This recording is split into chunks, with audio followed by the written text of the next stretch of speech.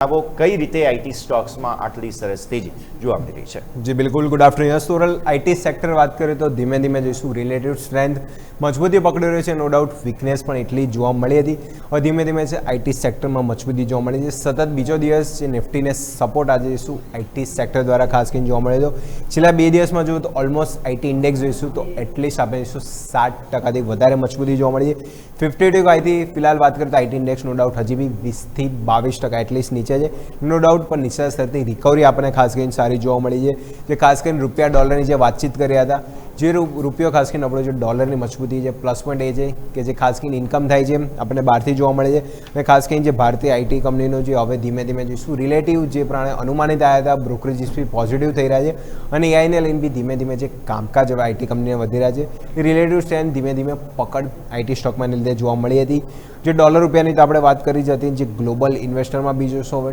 Take शेरों में क्या ने क्या डिमांड वधी रही है। આપણે જે ગ્લોબલ બીજા માર્કેટોમાં વાત કરી કે આઈટી શેરોની બૂમ છે। હવે ધીમે ધીમે જોઈશું ગ્લોબલ ઇન્વેસ્ટર જે ધીમે ધીમે ઇન્ડિયન આઈટી કંપનીઓમાં બી જો તો ધીમે ધીમે જોઈશું શેરમાં જે રુચિ છે ખાસ કરીને વધારે છે। સસ્તા વેલ્યુએશનના લીધે પણ જો આઈટી સેક્ટરના સારી મજબૂતી જોવા મળી હતી જે વેલ્યુએશન વાઇઝ અને પી રેશિયો વાઇઝ જો તો આઈટી સેક્ટર ખાસા આપણને લોઅર વેલ્યુએશન પર જોવા મળ્યા હતા। ઓલમોસ્ટ જે સેક્ટરની વાત કરી હતી ઓલમોસ્ટ 52 હતી ખાસો કરેક્ટ છે અને એઆઈ અને જે ડિજિટલ જે ટ્રાન્સફોર્મેશનની જે બૂમ હતી જેના લીધે હેવી કરેક્શન 2026માં આપણને ખાસ કરીને જોવા મળ્યું હતું। એની પણ ધીમે ધીમે જો તો હવે જોઈશું જેની અસર હતી ધીમે ધીમે જોઈશું ઓછી થતી જાય છે અને પોઝિટિવ વેમાં ખાસ કરીને આઈટી કંપની માટે જોવા મળ્યું હતું। એઆઈને બૂમના લીધે તો ખાસ કરેક્શન હતું પણ હવે એના લીધે જ ધીમે ધીમે જોઈશું આઈટી કંપની જે પણ આગળ વધી રહી છે જે પાર્ટનરશિપ કરી છે તો ધીમે ધીમે જે ફાયદો છે અને એઆઈની ઇન્કમમાં બી રેવન્યુમાં ખાસો હિસ્સો અહીંયાથી જોવા મળ્યો હતો। જે બ્રોકરેજીસ બી જે પોઝિટિવ થઈ રહ્યા છે ખાસ કરીને જે ક્લાસાનો જે રિપોર્ટ હતો ઓવરઓલ જે આઈટી સેક્ટર ઉપર હતો પોઝિટિવ રાખી રહ્યા છે। અહીંયાથી હજી પણ ઓવરઓલ આઈટી ઇન્ડેક્સની હમણાં વાત કરી છે કે 12 થી 12.5% अपसाइडनी मोमेंटम जोवा मळशे अने खास करीने अमे लार्ज केप अने जे मिड केप बंने आईटी स्टॉकनी वात करी के पोटेन्शियल धीमे धीमे पोटेन्शियल छे कि अहींयाथी अपसाइड आपणे मिड केप अने लार्ज केप आईटी स्टॉक जोवा मळी शके छे अने जे सास ने लईने बी जे हती के डिमांड कांई कांई जे नेगेटिव इम्पेक्ट हती ए बी कांई कांई जो एना रिलेटिव पॉजिटिव स्ट्रेंथ अने एआईनी पण खास करीने जोवा मळी शके छे। એટલે બ્રોકરેજીસ બી પોઝિટિવ થઈ રહ્યા છે ટાર્ગેટ બી અપગ્રેડ કર્યા છે અને જે રેટિંગ બી કાંઈ ને કાંઈ વધાર્યા છે તો આ બધા કારણે તક તેજી ખાસ કરીને જોવા મળી હતી। હવે એક વખત આંકડા જોઈ લે મોમેન્ટમ ખાસ કરીને લાર્જ કેપ સ્ટોકમાં તો આઈટી જે પ્લેટ લઈને આવો ખાસ કરીને તો લાર્જ કેપ સ્ટોક છે જે મોમેન્ટમ ખાસ કરીને જોવા મળ્યું હતું તો ઓવરઓલ ત્યાં જોઈશું જે પણ જોઈશું ઇન્ફોસિસ ટીસીએસ નો ડાઉટ આજે તેજી હતી પરંતુ જો 52 ખાઈ હતી એક વખત આપણે ઇમેજ આપી દો સ્ક્રીન પર ત્યાં આપણે ખાસ કરીને જોઈશું તો જે મોમેન્ટમ ખાસ કરીને આપણે સ્ટોક સ્પેસિફિક હતું ઓલમોસ્ટ જો જે પણ જોઈશું ઇન્ફોસિસ 27% આજુબાજુ ઓલમોસ્ટ જે ત્યાં લો છે અને ત્યાં 52 લોથી રિકવર ઓલમોસ્ટ 15% તમે લોથી રિકવર થાય છો અને આ વીક એટલે 2 દિવસ થયા છે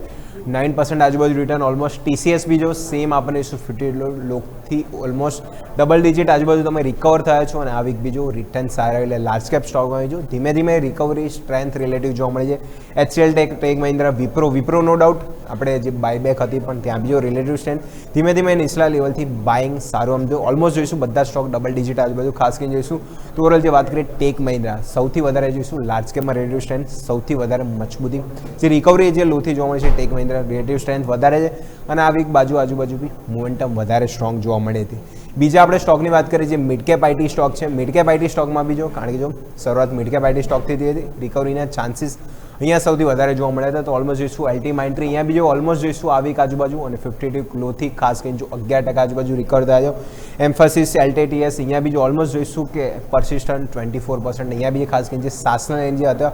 બ્રોકરેજીસ આઉટલુક પોઝિટિવ ગાઈડન્સ લઈને જો સૌથી વધારે રિકવરી ત્યાં 24% આજુબાજુ અને આ વીક આજુબાજુ બી જો 2 દિવસમાં તમે ઓલમોસ્ટ 5 થી 6% ચાલી ગયા છો। સૌથી વધારે આપણે એગ્રેસિવ જોઈએ ખાસ કરીને જોઈએ તો ઓલમોસ્ટ કોફોજ 1008 આજુબાજુ તમે લો પાડ્યા હતા અને એક્ઝિટ હતા તમે 1500 આજુબાજુ ઓલમોસ્ટ 51% આજુબાજુ તમે લોથી કવર થયા છો 52 લોથી એ સૌથી સારી સ્ટેન્ડ મિડ કેપમાં જો તો કોફોજ અને જે પ્રમાણે રિકવરી સ્ટોકમાં જોવા મળી છે અને આ વીક આજુબાજુ બી તો સ્ટોક 7% આજુબાજુ અને આજે બી સ્ટોક ઓલમોસ્ટ જો તો 3 થી 4%ની મજબૂતી એટલે રિલેટિવ સ્ટ્રેન્થ નીચલા સ્તરથી રિકવરી ખાસ કરીને આઈટી સ્ટોક ધીમે ધીમે જોઈશું સ્ટ્રેન્થ હવે આઈટી સ્ટોકમાં જોવા મળી રહી છે। યસ